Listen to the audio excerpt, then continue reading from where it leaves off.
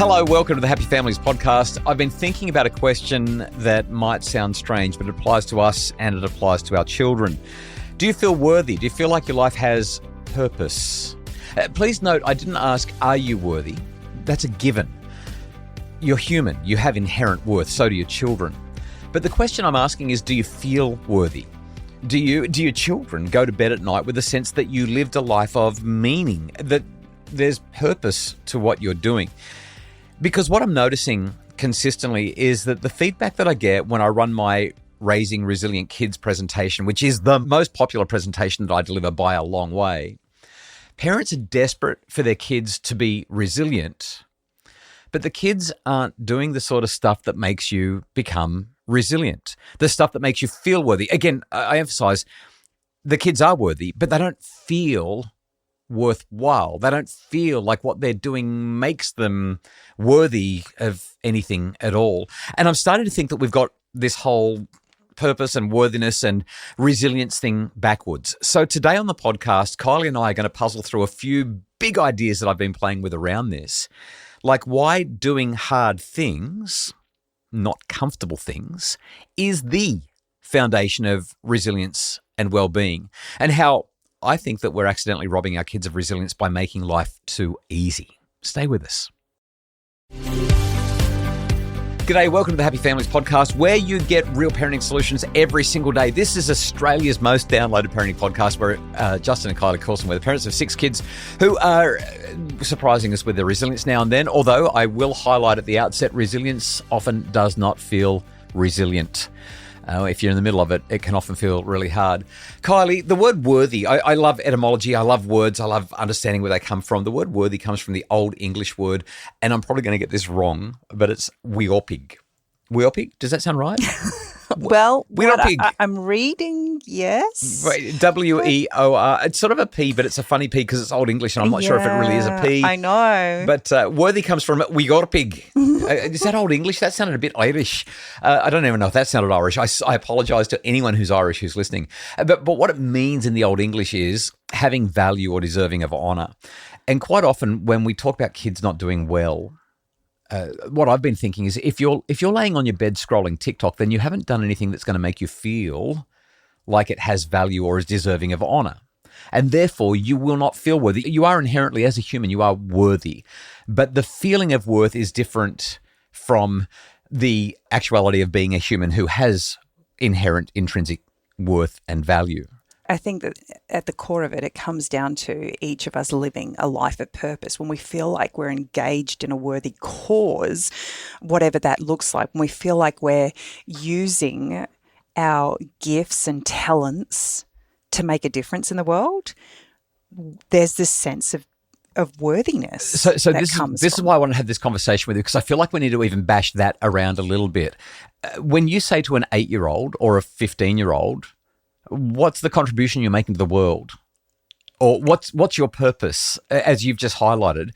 They just kind of look at you and go, huh? Way too big, don't have any comprehension of what you're talking about. My purpose, I don't know, just give me my phone back, right? I just want to stare at my iPad or my laptop. And so here's this tension. You are worthy, your children are worthy, and that's a given. But worth is not just that you are worthy. The feeling of worthiness comes from what you do.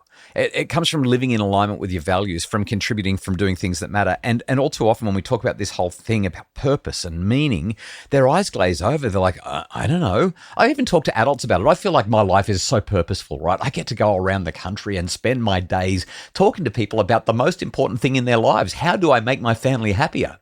That is so meaningful, and it gives me so much purpose. I feel like I'm genuinely making a contribution to the world. But I talk to a lot of adults who go, well, I'm not, because I'm selling real estate. That's what somebody told me just recently, or somebody else said, I don't feel like I'm making any difference. I'm just driving a truck. I literally spoke to someone who said, I drive from the quarry to whatever the location is, and I tip stuff out of my truck, and that's it. Like, where's the purpose in that? I'm just living from paycheck to paycheck and doing my thing. And so this conversation is really, really hard to talk about and say, well, hang on, how do you get to feel worthy? But it doesn't come down to our job. That's right. But too many people hear it and that's where they go. it really is about who we are. So the conversations we have around the dinner table with our kids, we talk a lot about gratitude, but there are often times where we tapped into, who did you help today? Yeah, yeah. Or what did you do that showed determination and persistence in the face of adversity? And the thing is, we're not celebrating these massive achievements. We're celebrating that we took something off the top shelf for an old lady who couldn't reach the item that she was looking for, Yeah. or taking the time to help somebody across the road because they were struggling. Oh, can I at the virtue lights. signal a bit and show everyone how full of character and goodness I am and how worthy I am?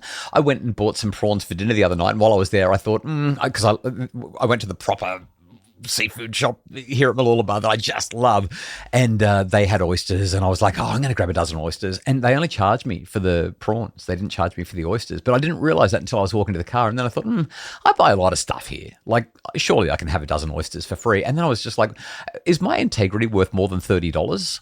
I think it is. So I went back in and I said, can you just double check? I'm pretty sure you didn't charge me unless I did 2 transactions without noticing. And she checked and she's like, no, I didn't. And then she was like, that was so unusual. But I did something that was hard, and I did something that required some character, and I did something that was meaningful and made a difference. And yeah, it cost me an extra $30, but I walked out of there and I felt $1 million, even though I just spent an extra $30.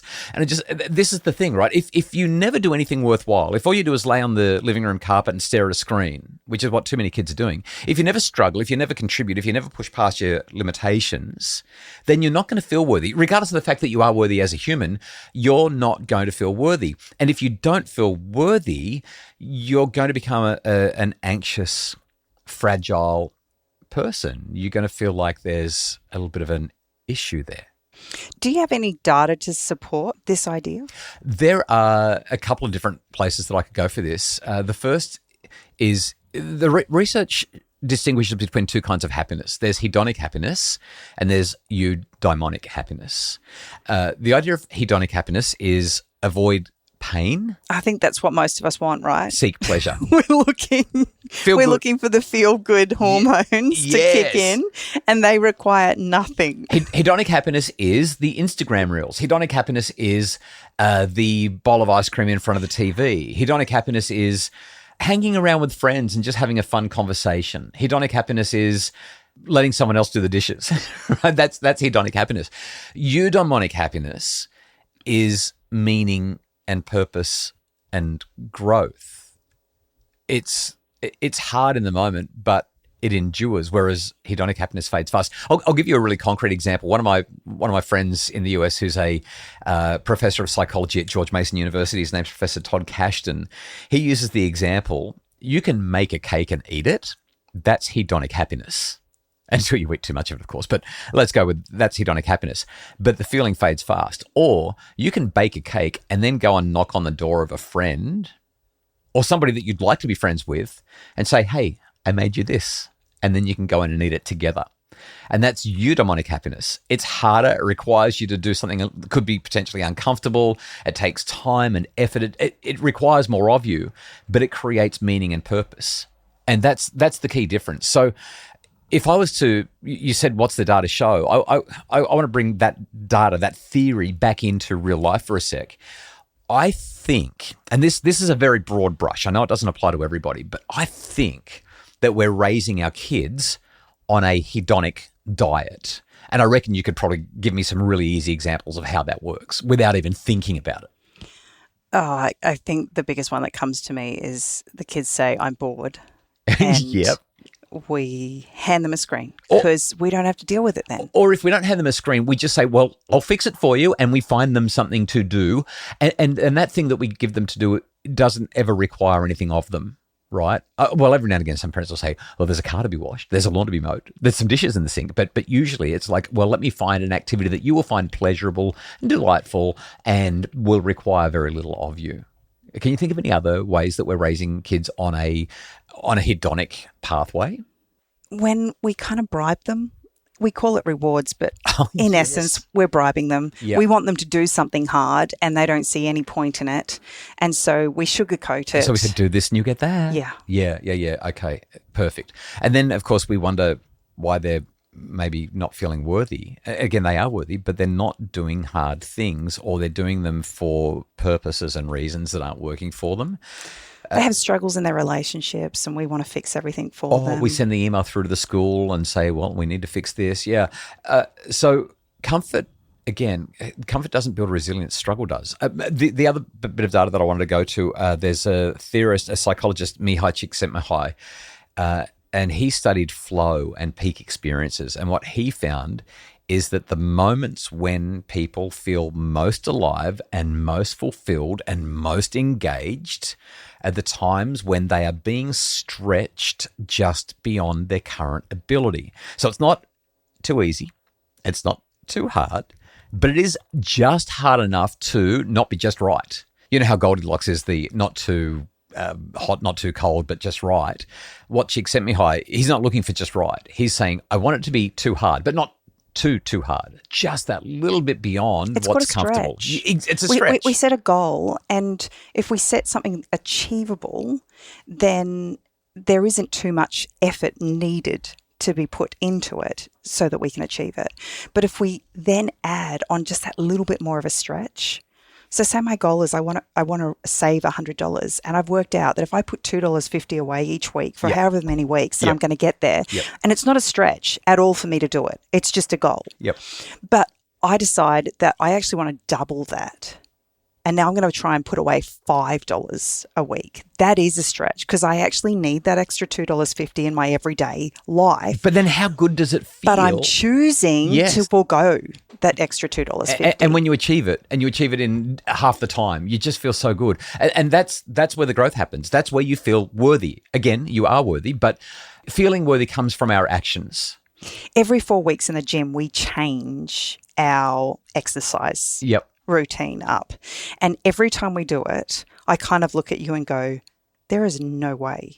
There is no way I can do that. And then 4 weeks down the track, smashing it out. Well, on day one, I can't do it. I actually can't do it. I've got a quote. We need to take a break, but after the break, I want to talk about what this means for parents, because we've got to be able to pull this together. But you've said that, and I've just remembered a really powerful quote that sums up exactly what's at the core of all of this. I want to share that next because it's so inspiring, and some practical tips for what we can do to help our kids to be more resilient and to take on struggle when they're not that keen on doing anything hard. Stay with us.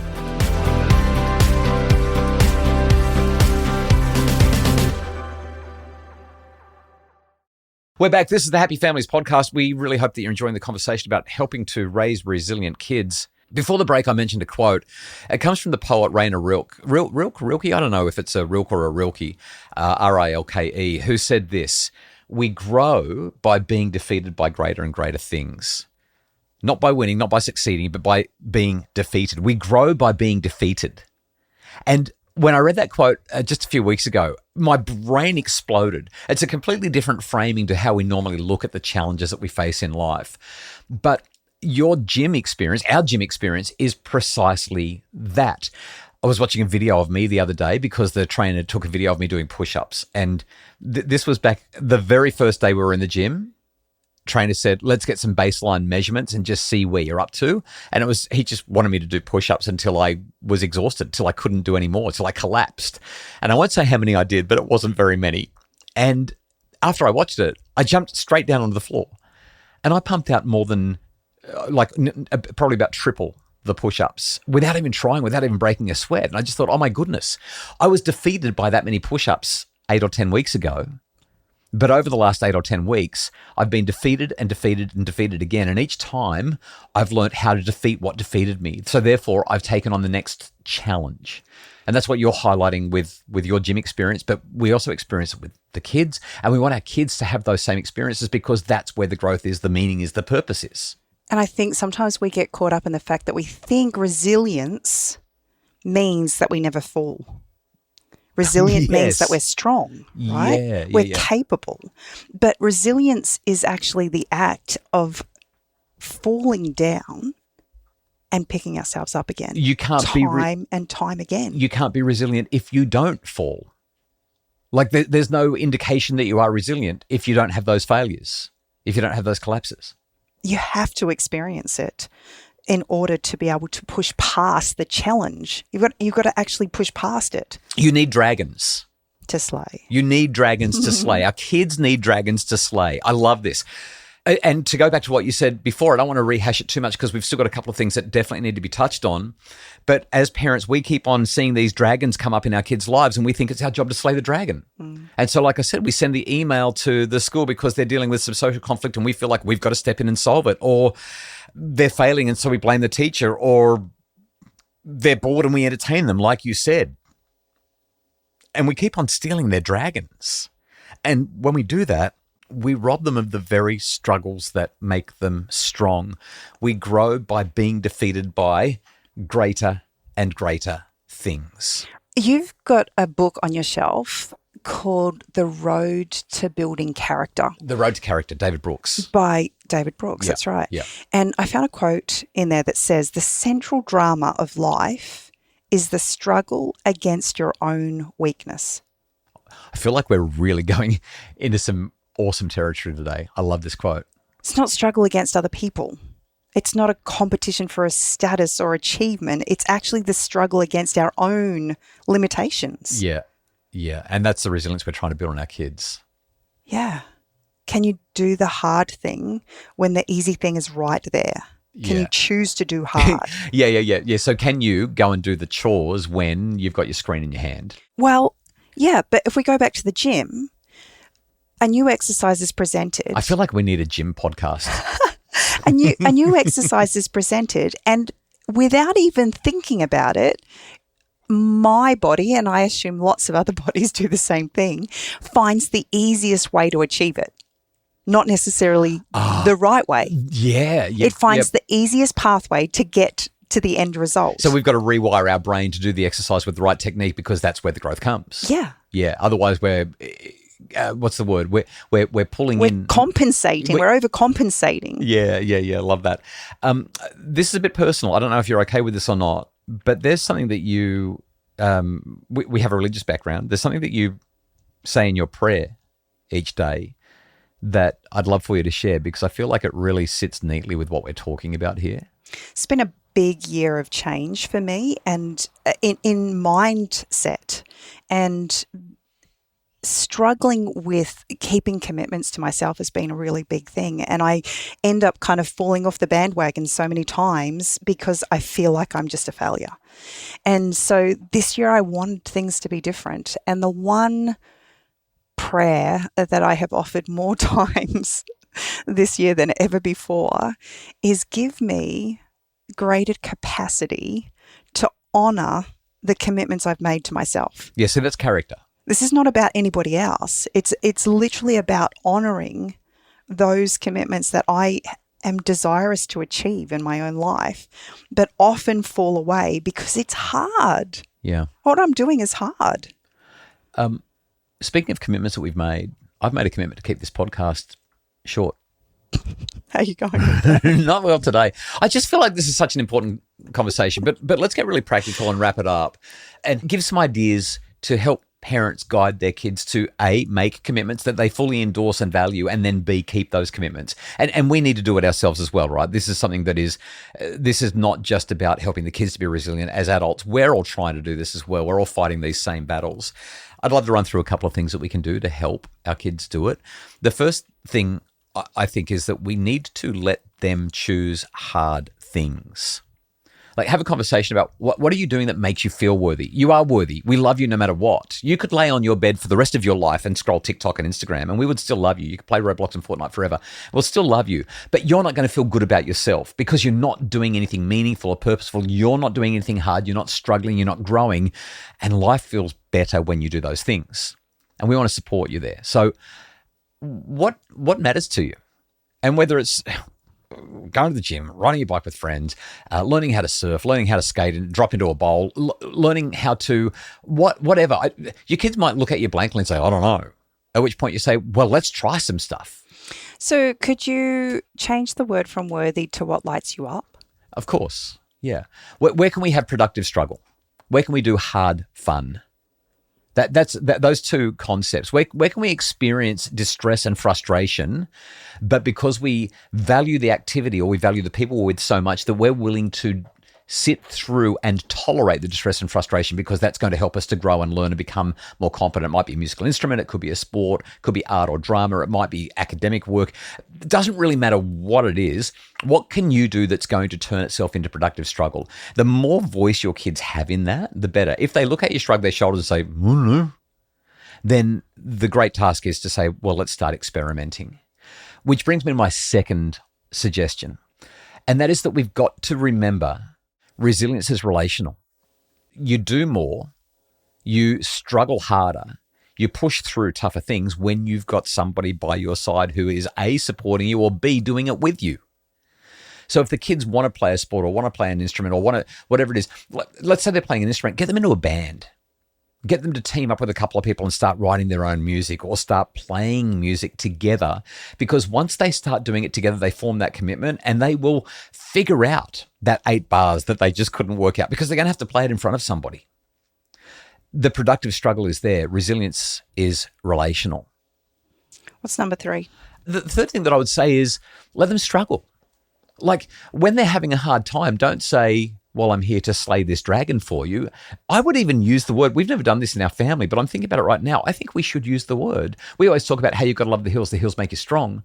But I'm wondering if we should start talking about how there are dragons and we could slay them for them by doing the job, or we can give the kids the tools and the support, resilience is relational, to slay their own dragons. We can't tell them that they've got to go out and slay these dragons and do hard things if we're not willing to do it. Yeah. And if we find the easy way around everything, then why would they not do the same? Oh, we're starting the week with a banger. I mean, this is like, I'm watching what's happening for me in the gym. Yep.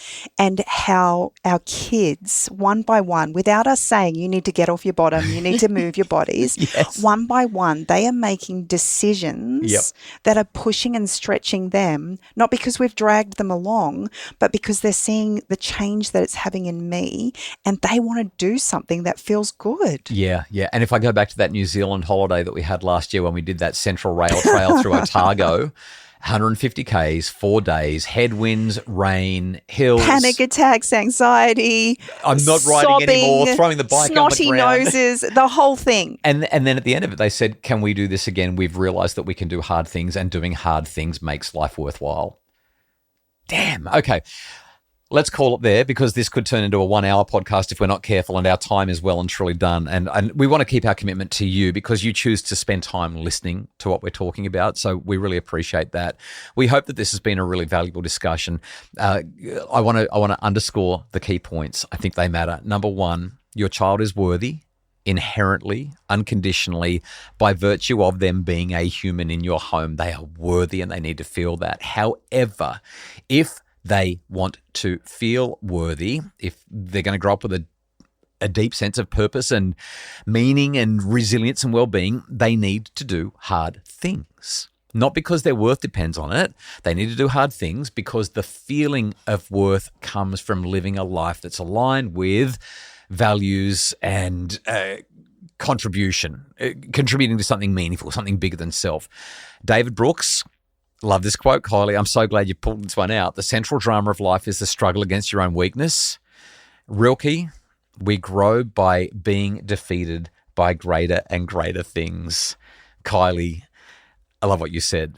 Give me the capacity to honor the commitments I've made to myself. This is resilience. I'm feeling inspired. I'm ready for a big week. So this week, our challenge for you, find one place where you've been rescuing your child from struggle and step back. Not because it's easy for you, and not because it's easy for them, but let them face the dragon. Not because you don't love them, but because you do. The Happy Families podcast is produced by Justin Rulon from Bridge Media. Mim Hammonds provides admin and additional support. And if you'd like more about making your child more resilient, especially your ADHD child, check out our Parenting ADHD course available now at happyfamilies.com.au. We'll see you tomorrow.